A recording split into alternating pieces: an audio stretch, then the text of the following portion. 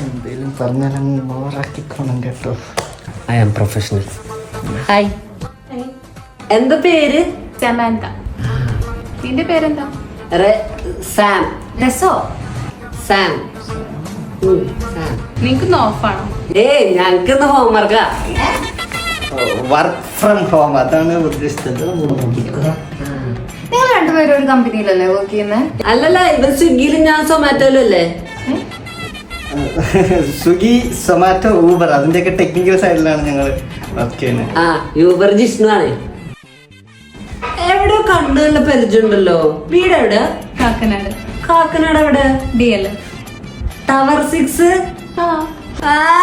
Chicken മന്തി. അതെങ്ങനെ അറിയാ?